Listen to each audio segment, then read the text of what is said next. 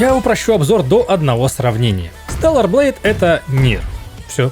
Если вы знаете что-либо про творение господина Йоко Таро, вы избыточно представляете себе, чем является и Stellar Blade. Это сюжетно ориентированный слэшер с эксплорингом, прокачкой и элементами Souls-лайка, с ненормально симпатичной главной героиней и душевыворачивающим сеттингом. Более современные технологически, и это эксклюзив Sony. Компания выступила издателем игры, хотя ПК-версия неофициально предполагается к выходу только попозже. В некоторые моменты возникало стойкое ощущение, что боссу Shift Up так сильно хотелось выразить респект любимому произведению, что он не нашел ничего лучшего, чем сделать это через видеоигровое творчество. И как мне кажется, в этом нет ничего плохого, как в явлении. Особенно, когда создателю есть что сказать и показать, помимо цитирования. Но тут-то все один к одному же слизно. Впрочем, вскоре после релиза игры Йоко Таро, создатель Нир, и Ким Хюн Тэ, создатель Stellar Blade, встретились в реальности для совместного интервью. Типа такой очной ставки. И претензии выражены не были. Даже наоборот, оба два никак не могли сойтись в том, кто из них круче, и только и делали, что осыпали друг друга комплиментами. Милота. Ну а раз так, то, видимо, и не плагиат, а предмет вдохновения. Претензии снимаются. Итак, Stellar Blade. Человечество снова просрало Землю. Теперь тут господствует природа и необыкновенные чудища, которых здесь называют нейтиба или биотивы в русской локализации. В оригинале немножко уместнее, потому что нейтиба звучит созвучно с английским словом native, то есть местный, принадлежащий этой местности. Игра начинается с момента высадки на Землю специального отряда так называемых ангелов. Задача отряда — найти и устранить несколько самых злючих из этих тварей и в конце концов добраться до самой-самой злючей. Отбить Землю, чтобы на ней снова могли жить люди. И да, отряд ангелов прямиком из аниме и по странному стечению обстоятельств состоит сплошь из фигуристых красоток. На удачу, но не совсем, наша подопечная Ева одна из них. Из первых же секунд приземления все идет наперекосяк. Нейтиба обрушивается на ангелов и практически поголовно вырезает горе-освободительниц. Эта же участь ждала бы и нашу подопечную, не явись ей на выручку герой на хавербайке Адам. Библейская история. А затем мы еще полетим в последний оплот человека в город Зион. А дальше еще нужно будет совершить переход через станцию метро Матрица 11. Поняли? Поняли, да? Поняли. В общем, после обучающего вступления мы оказываемся в заброшенном городе, где от нас что-то требуется, но давайте сюжет мы пока здесь и дропнем и перейдем к тому, как игра играется. Слэшерная боевка описывается легчайше. Есть сильные и слабые удары и все возможные комбинации он их в цепочке до 4 приемов, увороты, блок и парирование, включая идеальные парирования и доджи, которым приделана механика наказания особенными усиленными тычками. Есть шкала спецприемов бета-энергия, дальше по игре открывается и вторая подобная ей, альфа. Есть даже стелс-убийство сзади и с воздуха, и все это подлежит детализированной прокачки, и что удобно, любой изученный прием сопровождает необязательное VR-обучение, которое можно вызвать отдельной кнопкой и там всласть осознать и распробовать как, что и в какой тайминг жать. Ну и уже как в современных соус-лайках, у врагов есть неэфемерная выносливость, выбив которую идеальными блоками можно провести одну сильную атаку с мультиком. И чтобы было еще чуть веселее, разработчики придумали еще несколько приколюх. Так скажем, у некоторых врагов есть вообще неблокируемые приемы. Привычное дело. И вот чтобы было не скучно, эти приемы могут быть 3 видов. Обычные желтенькие, просто вовремя прожми додж, синенькие, которые избегаются нажатием кнопки уворота и направления вперед на врага, и такие же фиолетовенькие, только жать надо назад от противника. С последними есть траблы. Потому что и направление во время битвы от третьего лица с вертящейся камерой иногда бывает очень относительным, и не всегда ясно, учитывается ли это в данный момент. И окно для нажатия кнопок чаще всего махонькое, хотя и отмечается отдельно свечением клинка героини. Так еще и прожать этот уворот во время других действий, то есть с отменой, как в файтингах, получается почему-то через раз. Многие называют Stellar Blade смесью слэшера и Souls-лайка. Здесь действительно есть свой аналог костров, за отдых у которых обновляются местные эстусы и оживают враги. Но если это и Souls-like, то очень щадящий. Потому что смерть хоть и достигается достаточно просто, но никогда не откатывает прогресс. Собранные перед смертью предметы и опыт остаются у игрока, ну и, собственно, никакие души потом забирать нигде не надо. Только враги ресуются и надо заново бежать преодоленный путь. И кроме одного случая, это никогда не путь позора, который нужно преодолевать снова и снова, чтобы просто доползти до босс-батла.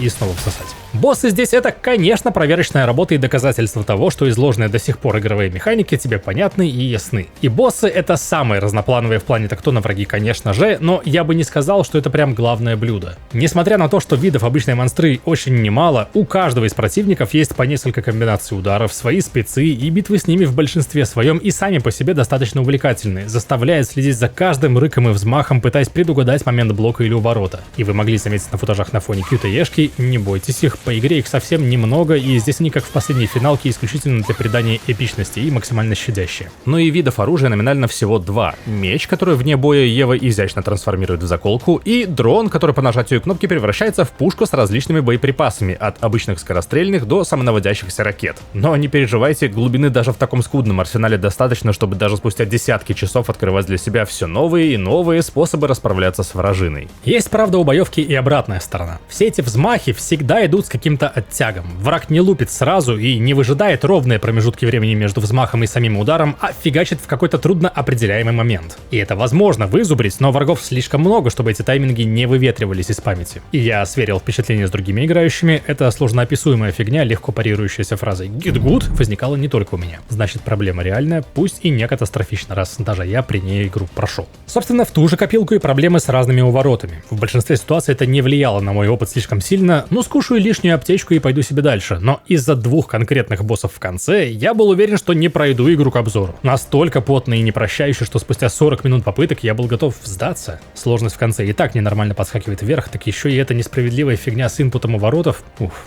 И с одной стороны, я бы не хотел, чтобы в скиллозависимой игре финальная стычка далась мне бесплатно. Но по правде говоря, в какой-то момент я поверил, что не допройду игру. Однако затем взял и через «не могу» сдюжил, затащил, доволен собой. Далее, есть здесь и платформинг-секции. Повсюду распиханы различные выступы, по которым надо карабкаться в духе Uncharted или даже точнее современных Tomb Raider. Есть перекладины и веревки для раскачивания и прыжков. Есть даже специально размещенные стены, по которым можно чутка побегать, как и в какой-нибудь Prince of Persia. А в воду разрешается и прыгать, и плавать там, и нырять под нее, и даже рыбачить в какой-то момент разрешат, хоть к платформингу это и не имеет никакого отношения. Собственно, с платформингом у меня закономерно возник целый ряд игражур моментов. Движения героини резкие, но при этом ради красоты еще и инертные. То есть при беге, например, у Евы есть коротенький тормозной путь. И учитывая, что прилипание к выступам и другим интерактивным кускам окружения иногда не срабатывает, а еще и то, что стопоров у обрыва у героини нет, я очень-очень часто улетал куда-то не туда, куда хотел. И при этом какой-нибудь отдельной кнопки схватиться, зацепиться, как у той же Ларки, здесь нет. Из-за этого несколько раз за прохождение возникали ситуации, когда я искренне не понимал, это я такой хитрый переиграл авторов, использовав непредусмотренный путь, или это задуманная тропка чувствуется поломанной. И к слову, первый этап, тот, что был в демке, проходит в очень классическом для слэшеров виде. Следуем по достаточно обширным и антуражным, но все-таки кишочкам, где повороты в сторону могут разве что дать дополнительного лута или лора. Ну или иногда требуется для поиска ключа или пароля. В остальном дорога ровная. Но сразу за этим этапом у нас открывается целый город с необязательными доп-квестами, торговцами, с которыми можно и желательно улучшать отношения, чтобы получить возможность выкупить побольше косметики и прочим.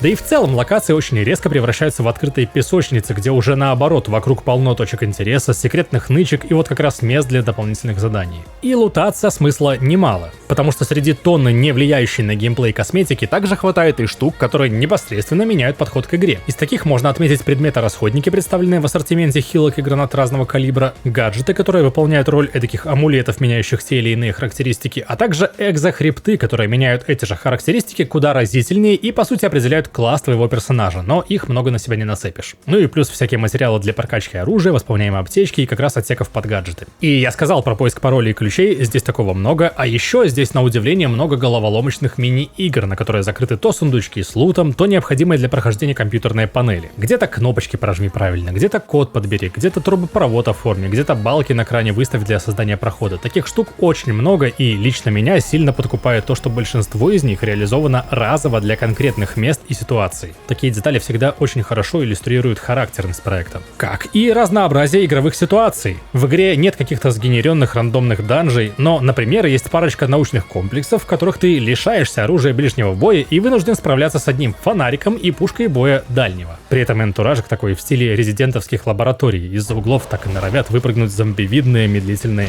нейтивы. В общем, предприимчиво и с вниманием к таким вещам подошли. Уважительно. Потому что игра-то оказалась совсем не маленькой. И тот факт, что эти 40 часов плюс-минус скрафченные руками, пусть и с применением техники бэктрекинга, когда себя отправляют обратно в уже пройденную локацию для прохождения какой-то необязательной задачки. Ну не могу я просто так взять и не выполнять всякую побочную фигню, а то ж вдруг контент пропущу. И надо сказать, я был вознагражден, если можно так выразиться. И об этом мы сейчас тоже поговорим, только сперва пара тычек в графон.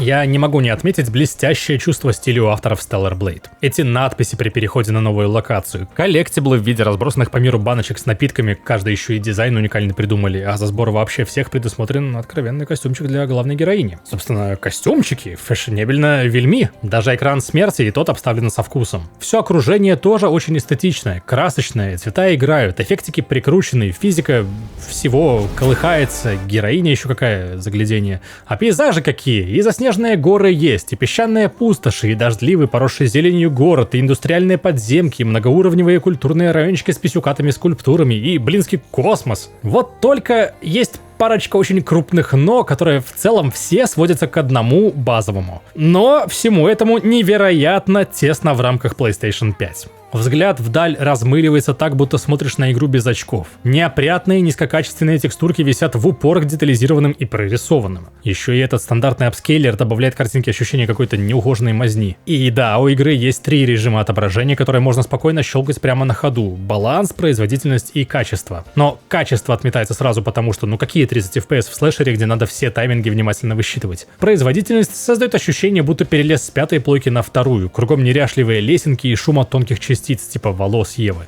Вот и остается только баланс с неотключаемым апскейлером. И первое ощущение от игры не «Вау, как красиво», а «Вот бы на компе в нее поиграть». В эксклюзив Sony. Для игры, в которой эстетика всего, как говорят разработчики, стояла на настолько важном месте, что пришлось фейкать анимации боевки, засчитывая их в момент нажатия, но отображая на полсекунды позже, так вот для такой игры это очень серьезная проблема. Обидненько, в общем. Но я человек, и как и все люди, к плохому тоже смог привыкнуть. Во время игры в потоке это тоже отсеивается как не столь важное, и очередной призыв игровых товарищей остановиться и полюбоваться красотой все равно работал. Я останавливался и любовался мылом, додумывая то, как это должно быть красиво. Да и давайте уж на чистоту. Глаза игрока все равно 50% времени смотрят не вдаль, куда-то там на горизонт, а либо на врагов, либо на план вполне себе передний.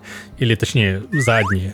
Или точнее на задницу Евы. Привлекательная героиня — это прям мастер-план автора Ким Хён Тэ, который, как я понимаю, очень ностальгирует по играм переходящей эпохи PS2, PS3, когда пересексуализированные героини были просто через раз. В остальных случаях это были просто брутальные дядьки. И делать игры с симпатичными героинями было абсолютной непредосудительной нормой. Вспомните Blood Rain, например, Heavenly Sword, ту же Байонетту, да даже уже упомянутую сегодня Лару Крофт. И та-та-та-та-та, пацаны, угомонитесь со своим моралите, девушкам-геймерам симпатичные героини тоже преимущественно нравятся.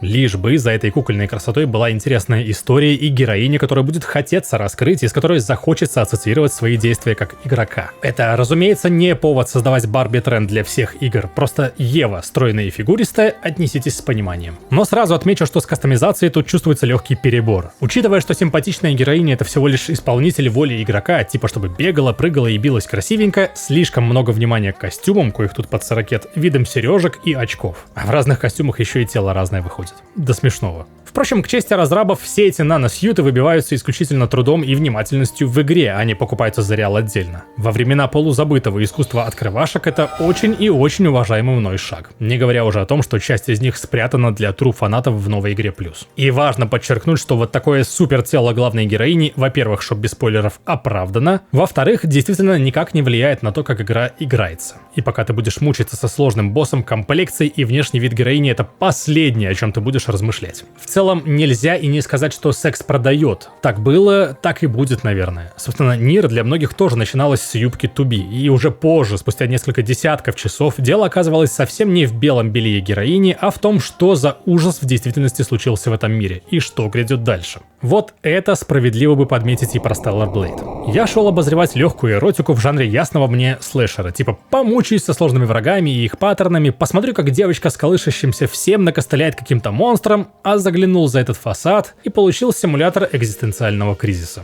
Если ты, как игрок, хоть на долю секунды задумаешься о том, что это за мир, или еще хуже, почему все квесты, которые мне дают, заканчиваются трагедией, или еще хуже, почему все ангелы такие идеальные, почему кругом так много гуманоидных монстров, или почему в городе, которому ты как игрок помогаешь, все кругом только и говорят про ложь, сочащуюся изнутри, можно нешуточно так повесить нос. Все истории и найденные воспоминания персонажей глобально рассказывают о том, как люди шли навстречу своей погибели, что думали перед смертью, как сожалели о несделанном, или о других людях, которых им больше никогда не повстречать, не обнять и не поговорить. Один из самых первых доп-квестов в Зионе, и извините, но это вынужденный спойлер, который вам лучше знать перед игрой. В общем, кто-то видел в городе настоящую живую черную кошку. Требуется отыскать ее и передать людям, чтобы те могли за ней ухаживать. Но guess what?